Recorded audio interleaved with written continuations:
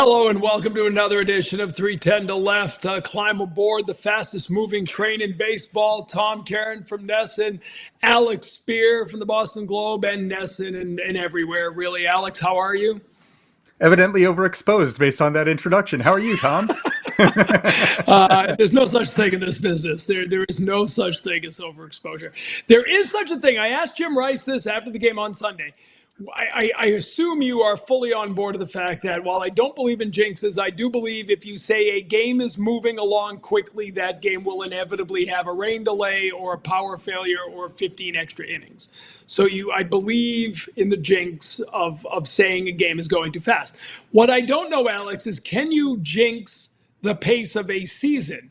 Because we are a quarter of the way through the season, and I feel like this season is flying by already. Well, that's because of 310 to Left, Tom. The train is moving quickly. That's it. That's it. It's like the Acela. It is just flying down the tracks. We need to get Amtrak on as a sponsor. But at any rate, we are a quarter of the way through the season. 40 games in, 122 to go. What do we make of the Red Sox at the quarter pole, Alex?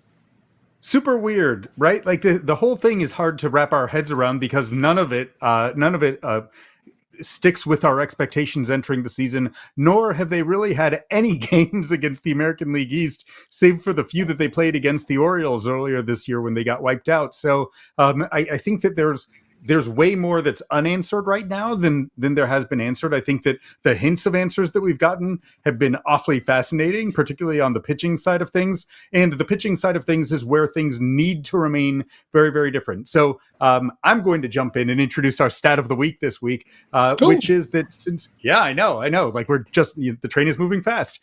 Since 2022, the Red Sox at Fenway Park have a 5.42 ERA against the American League East. That's over a span of more than 2 years. That is the second worst ERA for any team against its division in baseball. Only the Rockies are first, and for them, it ain't about pitching, it's about the ballpark. So, well, the pitching has also been trash, but that's a separate subject. The Red Sox really, now we get to see whether or not the Red Sox are going to be able to sustain this massively elevated level of pitching performance against teams that are going to be getting familiar against them rather quickly. Yeah, which brings me to my stat of the day, which is always way simpler than your stat of the day, Alex. My stat of the day is 3. That is the number of games they have played against the American League East, 40 games into the season. By far the fewest in the division. I think only Oakland maybe has played fewer divisional games in all of Major League Baseball. And now it's going to change, to your point. We're going to see the Tampa Bay Rays 7 times in the next 10 games. You throw in a series with Baltimore, and it's 10 of the next 16 against the American League East. So, in a lot of ways, we talked about this stat last week, how they have a good record against bad teams and a bad record against good teams. And, what the Tampa Bay Rays are or are not will ultimately determine, I think, what the Red Sox are. If the Tampa Bay Rays are a bad team and the Red Sox do well against them, then they might actually be this slightly above 500, middle of the AL East team as the season rolls on. But if they go 2-5 against the Tampa Bay Rays, you can already start to read the writing on the wall that they are going to head to the bottom of that division sooner rather than later. So to me, and I don't think you would have thought this in February looking at the pocket calendar, I think these next 2 weeks are really intriguing and really important for the Red Sox. Right. Thus far, the season has kind of been this exercise in glass half empty, glass half full. Obviously, the Red Sox. If you just said everyone who was going to be on the injured list and how long they were going to be on the injured list at the beginning of the year, then you would assume that the Red Sox were going to be in a very bad spot.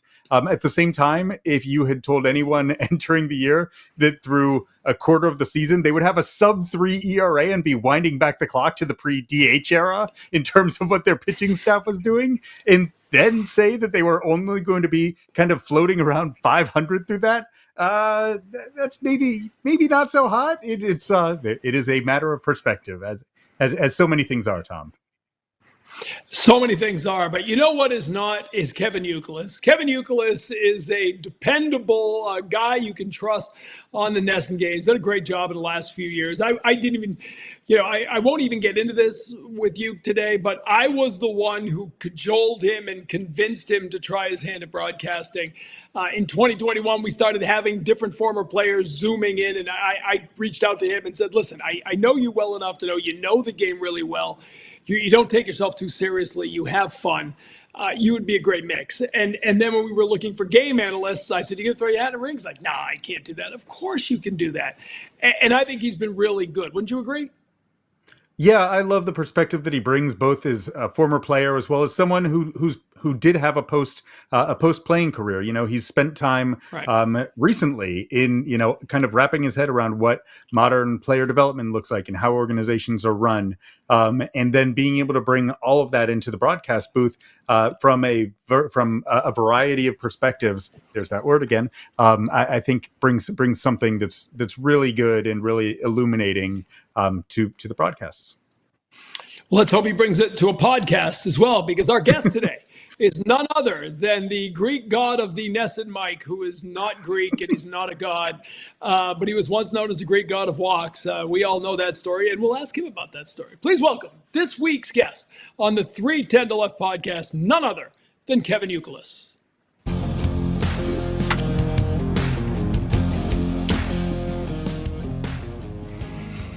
All right, throughout this season, we are celebrating the 20th anniversary of the incredible, improbable, unforgettable World Series championship of 2004. We didn't call it 20 anything back then. It was just 2004. Joining us from that team on the eve of the anniversary of his Major League debut is none other than Kevin Youkilis. Youk, how you doing? Oh, good. Yeah, I totally forgot about that until I just saw my calendar, May 13th.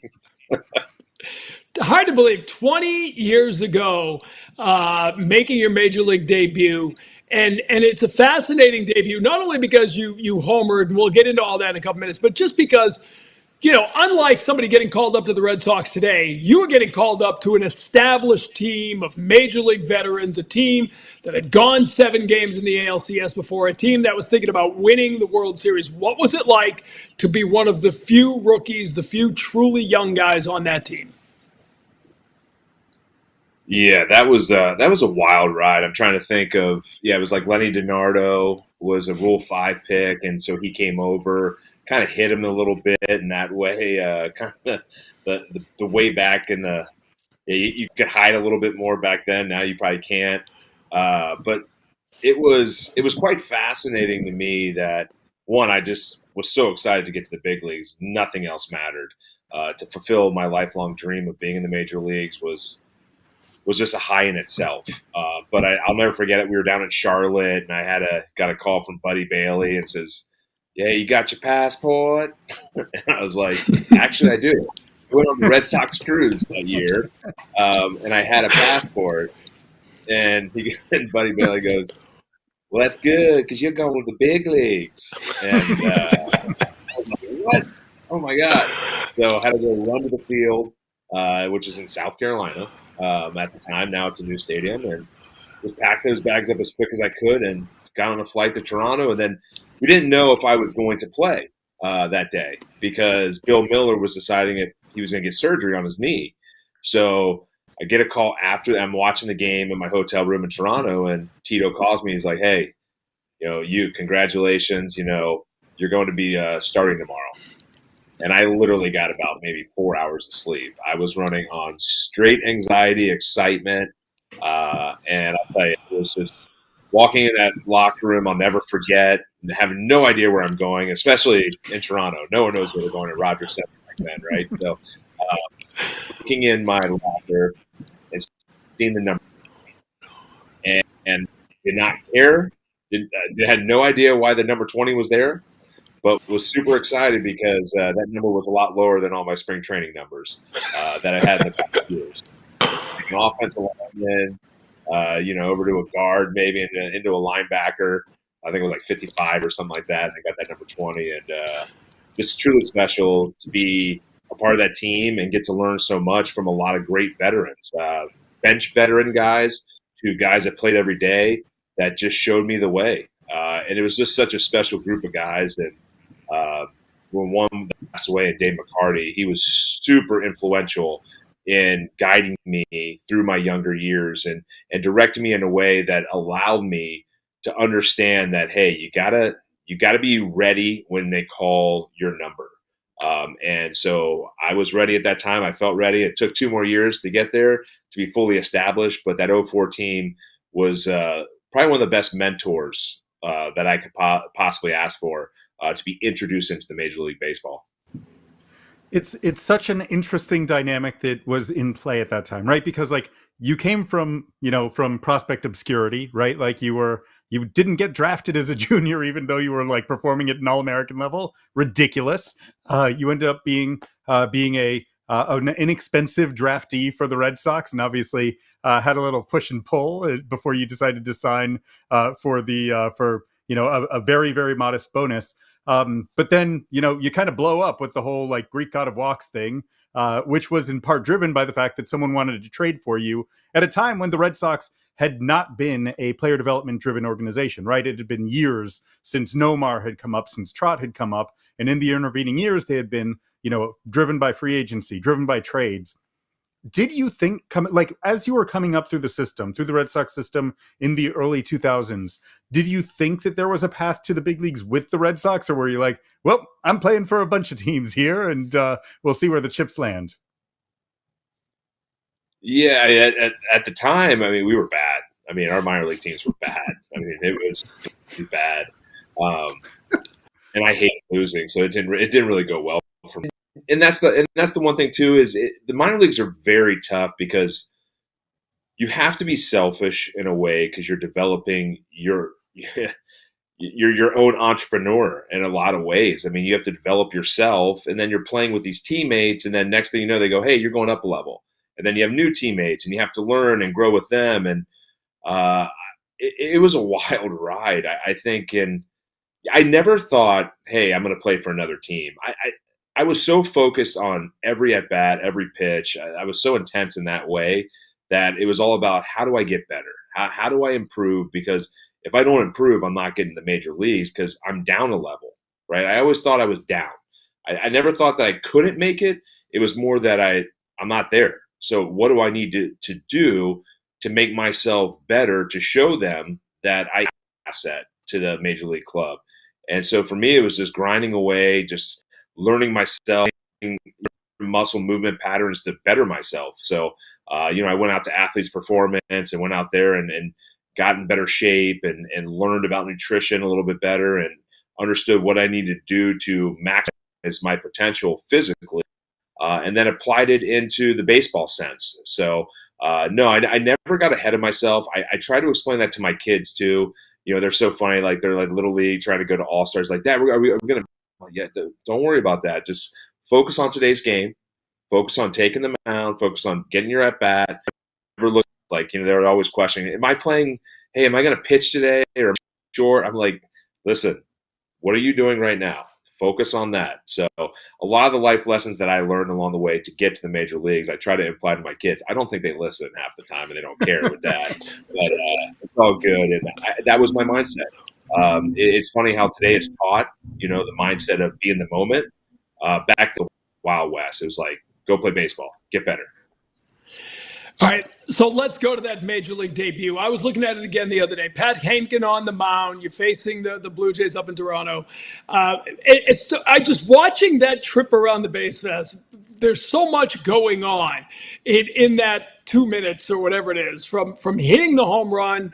I think you point at your parents who managed to get up there in time for the game. You get to the dugout and get the classic silent treatment. Then the big hug. I mean, that was a hell of a 2 minutes in the life of Kevin Youkilis, wasn't it? Yeah, there's a lot of 2 minutes in the life of Kevin Youkilis, to be honest. But no, it was wild. I mean, it just, like I said, I had 4 hours of sleep, but I was just running on adrenaline the whole time. And my first at bat, I popped it up. 2-1 change up, popped it up. I'm like, hit the roof. And then I was like, wait, we're not in Santa. Because I skied it. I just missed it, right? So then I get the 2-1 pitch again, and I just crushed it. And I was like, oh my God. And I don't know, now they do the average, home run trots. I'm definitely up there with Tyler O'Neill on that home run trot that I got around the bases. I was flying. I mean, I was going around so quick, and then, hitting third, going home, and then giving a high five at home plate. And that was the only high five I got. And then I look in the dugout, and Toronto is perfect too, because everyone can like kind of sneak down and kind of do their thing underneath.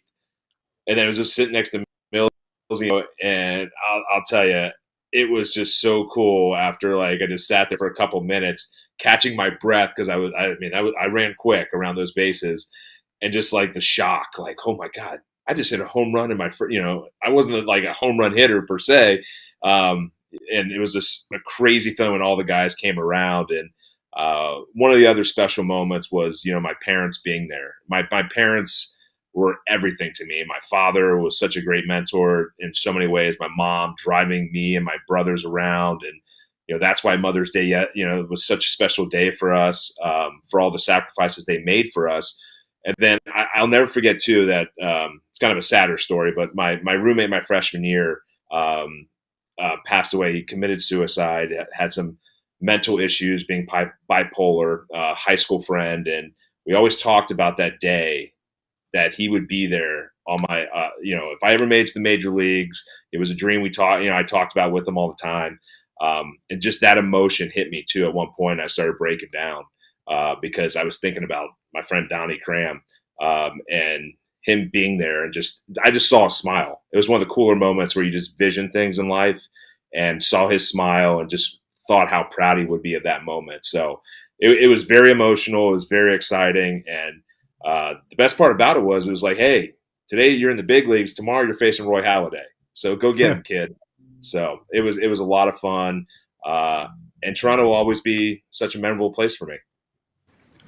I mean, that is amazing to have, to have a moment in your life, really, where you can have so many people kind of with you. Was that in the dugout that you were breaking down, like right after hitting the home run?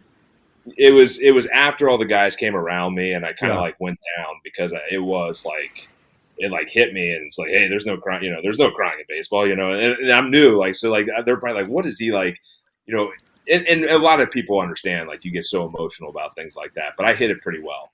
I hit it just because, I just didn't want my new teammates that were all veterans to be like, what's up with this guy? Why is he crying right now? And I was like, I can't tell the story right now either.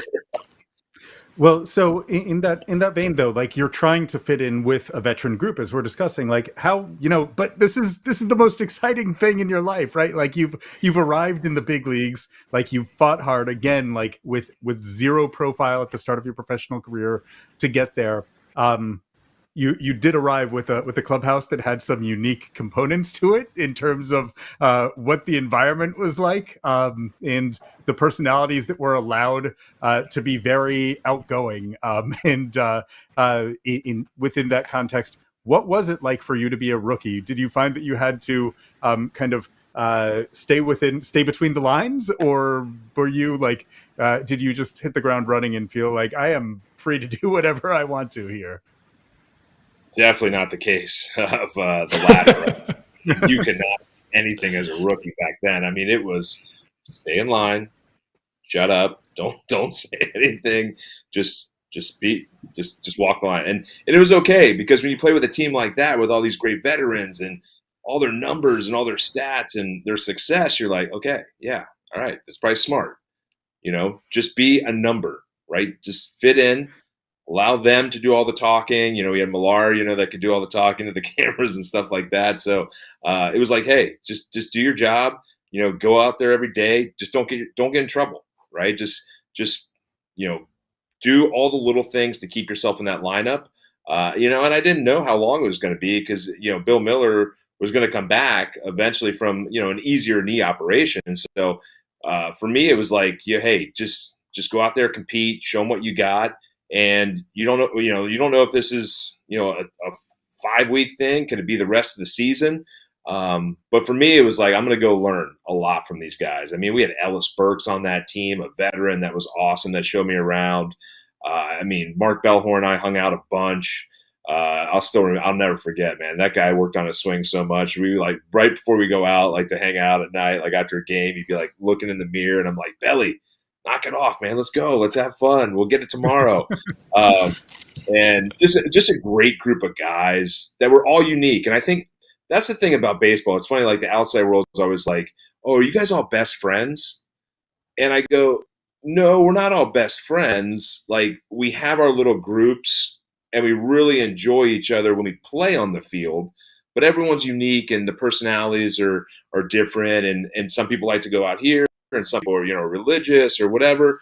And I think that's the fun part about baseball is the diversity of the characters. And so I was very lucky, though. They took me under their wing, and I mean, it was wild. I'll just say that it was just a wild ride that I had a lot of fun, just hanging out with these guys and talking baseball and just all the new cities. I mean, where do you go? I don't know where to go out. Like, and they would just take me. And when you're a rookie, the best part about it is you don't pay for anything, so it's a fun ride. So, again, it's unique environmental circumstances that you're arriving in the big leagues. Like, as you're coming up through the Red Sox system, how mindful are you of this 86-year-old weight that's been forming over the organization? Like, how, because this is a conversation that we have sometimes with current minor leaguers, where it's like as they're coming through, they're being told that they're part of a winning. They're expected to be part of like this next winning group that maybe is coming in a couple of years, right? That's what they're hearing. At that time, every loss had like consequence to it with the Boston Red Sox, and certainly any season that didn't have a championship at the end of it. At that point, it was like this, like another devastating like Tetris layer that's like just being dropped down, or I guess an anvil is a better way of putting it, right? Like another anvil being crushed on top of a grand piano out of an upper floor. There's lots of analogies for how crushing. I have lots of Looney Tunes. We can go into a whole Looney Tunes podcast some other time, but yeah, I guess like what's your perspective on this whole thing as a kid from Cincinnati, but entering the Red Sox system as you're coming up and expected to be part of the, like there's this giant thing that's staring all of you in the face. Well, the greatest thing in life is ignorance is bliss, right? So I didn't go through that pain. I had no idea what that pain was. I was lucky as a Cincinnati Reds fan growing up that 1990 meant the world to us because we were so tired of hearing about the big red machine. We weren't born before the, I was a 79, birthday, 75, 76, and all my dad and his buddies would just talk. And we're like, finally, we get to like have our World Series team and talk about them. And then that was it. They said, you know what, after that, we're good. 1990, and then it's not been good since. But, I didn't know. I was in the Cape Cod League, which I got to understand the passion, just the fandom of Red Sox Nation. But for me, it didn't really matter. The way I went about playing the game, the way I had my mindset about baseball was strictly about I hated losing, like super competitive, can't stand losing. Losing is not like winning. I expect to win. If I go out there and play every day, it's all about winning every single day, and just the defeat is the worst thing ever. So I think that's why I fit in real quick, and then with the Red Sox fans that was my personality, that was my attitude, and for me, it didn't matter about 86 years. That's the past. We can't control that, but what's in front of us, is about a good group of ball players that can pitch well. I mean, we had some studs, and then we have guys that can hit and play some defense, and that's what it all was. Is hey, we're good enough to do it. It's just go out there and you got to obtain it. You got to take it yourself, and you can't worry about the past and what all the people are talking about for 86 years. We're in the moment right now. Let's go get it. You guys did get it. And so when did it hit you? A lot of guys talk about getting off the bus at Fenway the next morning after St. Louis, or arriving and that bus ride across town. Like, at what moment did you realize, this wasn't just winning the World Series, this was ending generations of frustration for Boston? Yeah, I mean, the party was great after the game, and, and being in St. Louis, and as a rookie, I was like, we need more beer.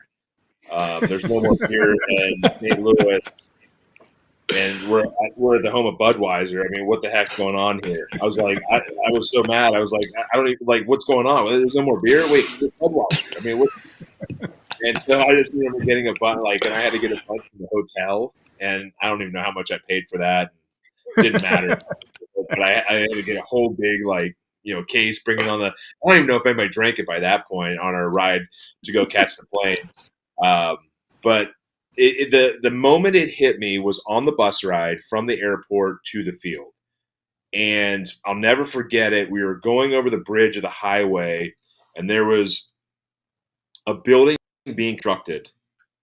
And all of a sudden, I look at the building, and all the workers stop, and they're all on the edge of the building clapping.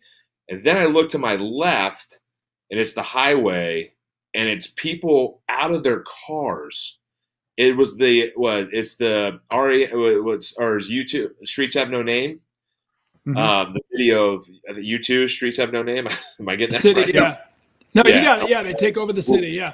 Almost, yeah. And so everyone gets out of their car and they start walking. That moment hit me. I was like, oh my gosh, I saw this in a video on the YouTube video, and I was like, that's when it was like, wow, this is amazing. Like, we just changed a whole entire city's view of just baseball, storylines of families and cursing the TVs and breaking TVs and being so upset that now, like, everyone can be super happy and super excited. Little did we know that was only going to last about a couple months until the next season when we had to play. It's like they move on quick and they expect it every year, and that's what you want. I mean, we expect it every year, so it was all good. But that moment, I'll never forget. And you did win it again, obviously, in 07. And at that point, you're a much more established major leaguer. But I always wonder, like, what that first one means. What did the experience of 04 mean to you later? What did it mean in 07? How did it shape you as a player to be part of that championship team your first year? Yeah, 07 was special for me, right? Because, I was more of a guy in the middle of the lineup. I was a guy that was playing every day by that time. 06 was the first time they gave me a chance to go and play every day, which, man, looking now, I'm like about 2 or 3 years behind of what I probably would have gotten up to. But all that time to get to 2006 and have that opportunity to play every day and then start building upon it was really special for me as an individual. To be looked at in that way, to be a guy in the middle of the lineup that was getting, I was hitting in front of David Ortiz. I mean, how amazing is that? And I think it was that like seventh in the lineup at one point, and made the All-Star game, and I hit seventh. I think I was the only guy on the All-Star team that hit seventh in the regular season and the All-Star game, and that just shows how good of our lineup was. But it was special for me personally because the Cleveland series was just amazing. I think I went 14 for 28, tied Giambi and Matsui for hits, and all those like individual accolades were really cool. But it was just the team. It was a different team. It had pieces of the 04, but a whole new wave of new players that weren't there. And so not everyone knew what it was like to win in 04. And so that small group of us that were there in 04 were kind of leading the way and kind of like, hey, like, this is the way we're going to do this. Hey, we're going to go about it this way. And I think that was one of the special parts of 07 was it was a whole different group of guys. And having a different group of guys, it was different, right, in a lot of ways, but it was also just as special. But same thing. I mean, we were down 3-1 to Cleveland, and it looked like it was not pretty. CC Sabathia on the mound, and I think hitting that home run the first inning off him was probably my favorite moment in playoff baseball personally, and as a team, because right when that home run got hit, it just triggered everyone. Here we go, let's go, and we just got on that. We just got on the train and just kept that thing going, and then took it all the way to Colorado and brought home that trophy again. So it's interesting to think about where you were at that point in your career versus where you had been in '04, because you transformed yourself as a hitter, like in no small part between those two times, right? Like you look, by that point, I think that you were like in that very upright stance doing, with like the unique pre-pitch stuff that you would do that you would do with your hand position on the bat. Like you were like, if you, I did a story one time, around, probably '09 or something, about your offensive transformation, and like looking at pictures of you when you were at Cincinnati and kind of like squatting down, looking like you're ready to field a ground ball in your batting stance. And the comparison was like unbelievable. You did so much to overhaul who you were as a hitter. So you mentioned a little bit earlier that like you were kind of on your own in some respects in player development. I think that started to turn with the Red Sox organization, with Ben Cherington defining individual player plans when he took over as the head of PD back in 2003. But I'm just curious, for your bigger picture perspective, your player development experience, you finding your path to being a really good hitter you moved up from number 7 and ended up being, top 3 MVP guy in 2008. How do you compare what your experience was finding yourself as a hitter to the way that instruction is happening now, where there's there's weighted bat training, and there is like players are being like, it's a very data driven enterprise where, okay, let's focus on training swing decisions now, and this week, and then next week we're going to train for bat speed. Yeah, I just read the whole memo on bat speed. I was like, wow. I'm like, so, and I read the whole memo saying it's not everything, but it tells us something. I'm like, oh God, I hate when somebody says that. Like, it's not everything, but it tells us something. Yeah, we know it tells something. Rise is at the bottom, Stanton's at the top. So what hitter do you want up with the guy on second base, 2 outs? I think everyone's going to take a Rise, right, to win a ball game.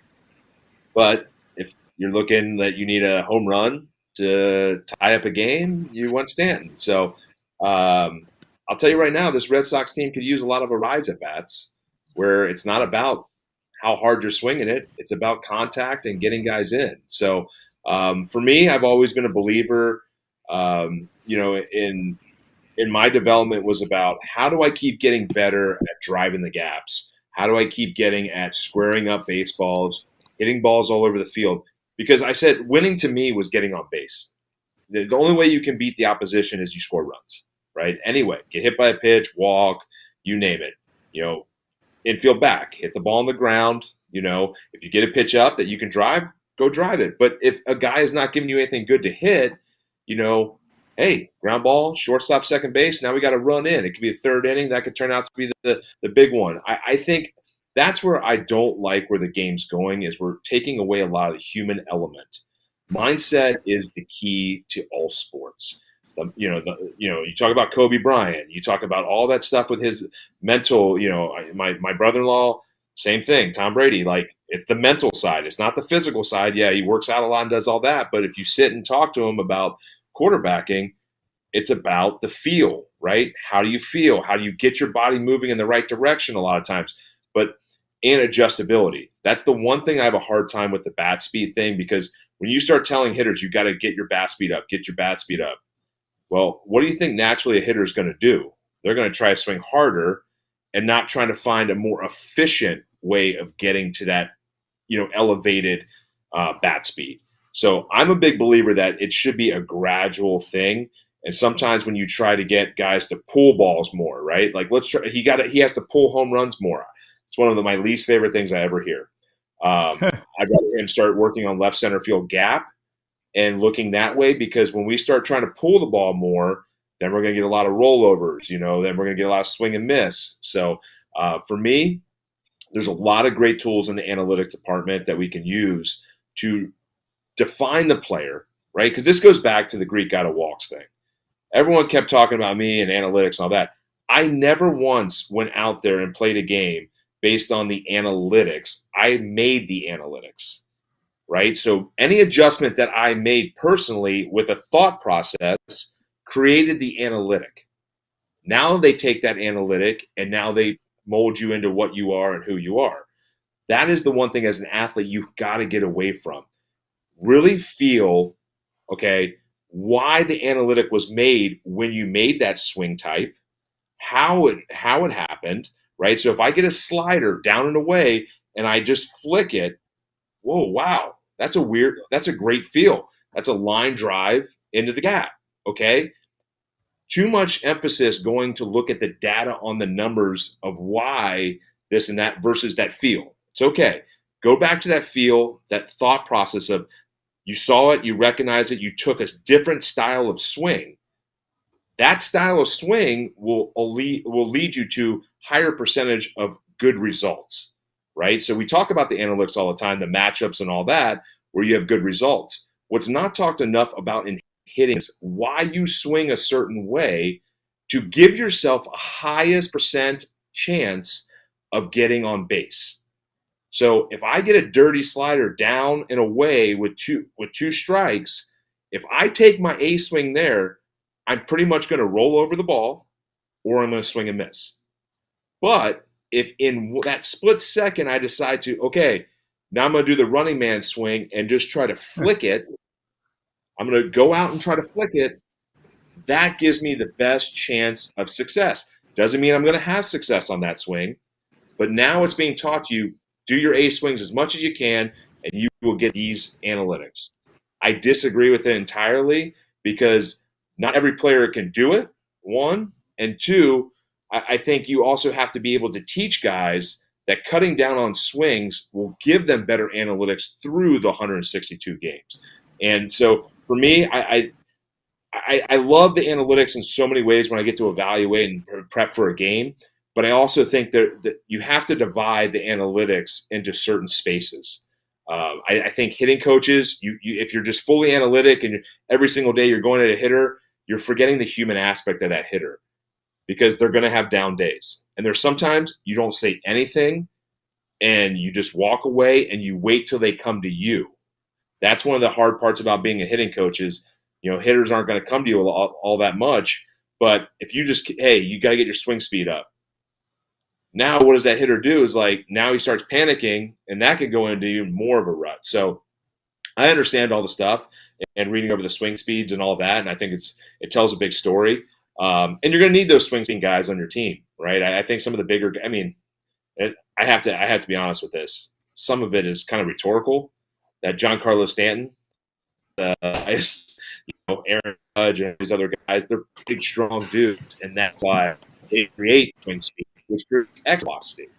It all works. I like pairing multiple players that are grinders that can put the ball in play with those big guys that can hit the home runs and hit the ball hard.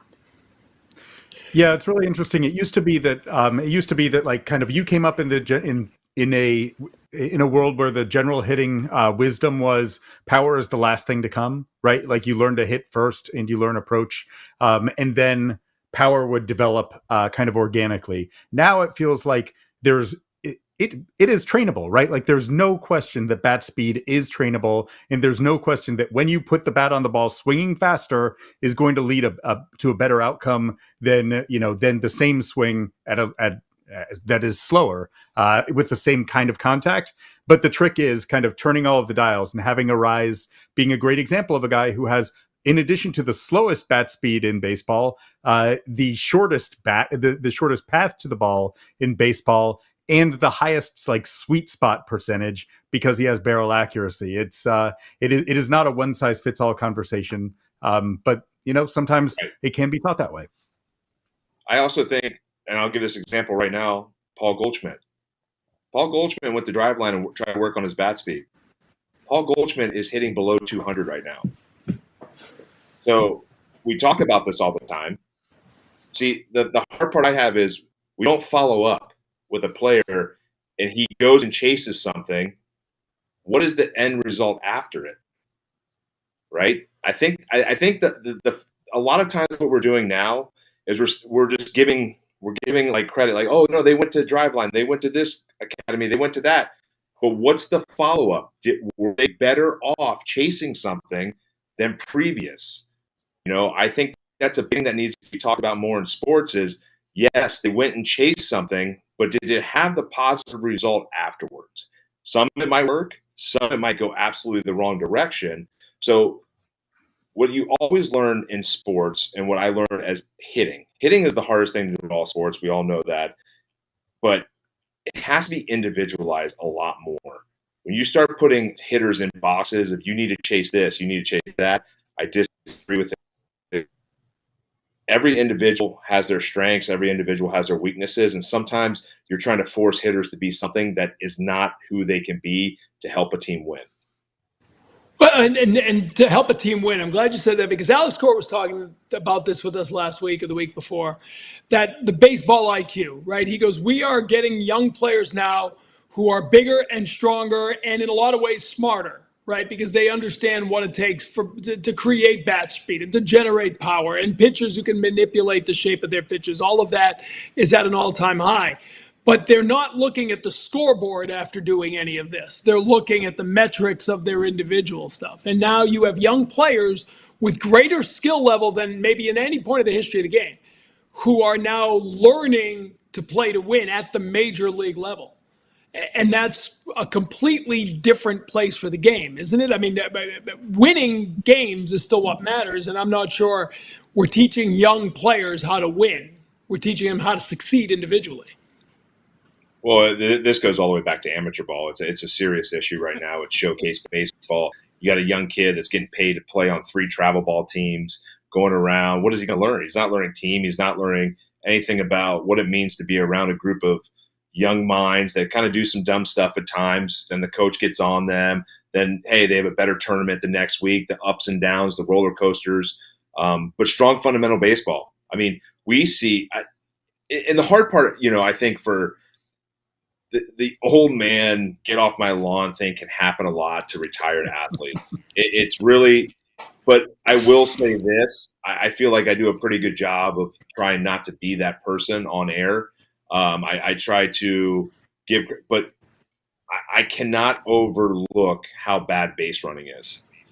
Base run, we saw Robles the other day. I've never seen a guy he's standing on a base hit to right field with the catcher in front of you, right? Like Victor Martinez, one of my favorite teammates ever.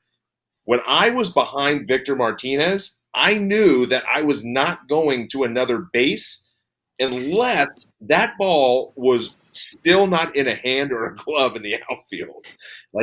And so the awareness, the understanding of the game, the key to all sports is when you work on it, when you think about it, you mentally, like before you get on base or like right when you get on base, right, you have there's too much, I feel like there's so much attention on the whatever the team's doing, this is ours, whatever, like to the dugout, that and with the pitch clock being so quick, guys aren't going through mentally prepared of what you need to do on the bases next, right? You got 10 seconds. 5 of it's doing your cheering thing to your dugout, when maybe 5 seconds you get, all right, right fielder's here, center fielder's here, left fielder's here, positioning there, because that gets you in a good position to not be embarrassed on the field, right? The key is, 1, winning, but 2, your ego's going to take a hit when you keep getting embarrassed on the field. So I think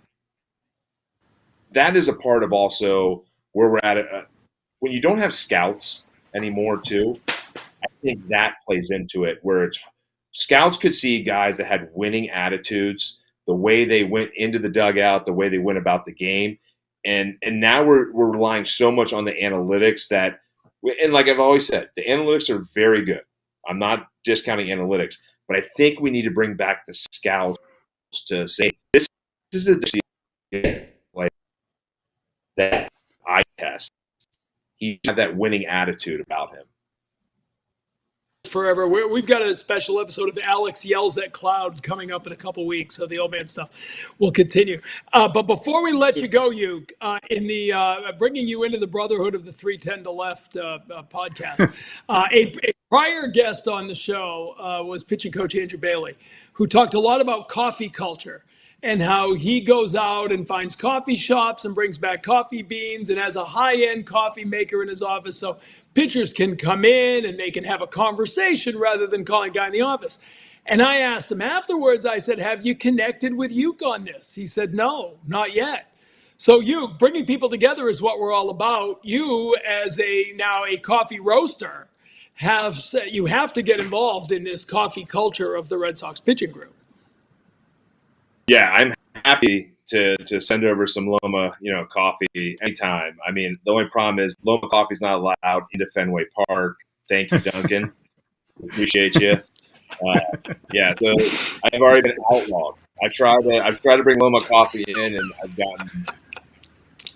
I don't even know how to say it properly. I've gotten hit like 10 times upside the head. Like, no, you're Duncan. And then I go and there's no Duncan. There's no Duncan in the coffee. But no, I'll bring some bags for the boys so they can get locked in and have some good coffee. This is great. I can just see this. It's going to look like a drug deal. You in the parking lot taking bags out of the trunk of your car, handing them off to Andrew Bailey. We'll make it happen. It could be like a drug sometimes. If you're over caffeinated, look out. It's not a good thing. No doubt about that. You got to pace it out. Kevin, it's great stuff. We could have gone a lot longer, but it was a really cool conversation. Happy anniversary. 20 years. Still can't believe it's been 20 years since that home run in Toronto, but we appreciate the visit. It was fun. No, thank you guys. Air high five That's to celebrate Kevin Youkilis. There you go. Alex Speier yelling at clouds, air high fives from Kevin Youkilis like he did in the dugout back in 2004. I don't know why I keep saying 2004 is what we called it back then. It's 20 everything now. 2004 doesn't really roll off the tongue. But we're out of time. Great conversation with the great Kevin Youkilis. You can catch him on NESN, of course. You can also catch Alex. You can catch me on NESN. You can catch us all on NESN. So do that. But until next time, for Alex and everyone behind the scenes, I'm Tom Caron. We'll see you next time on 310 to Left.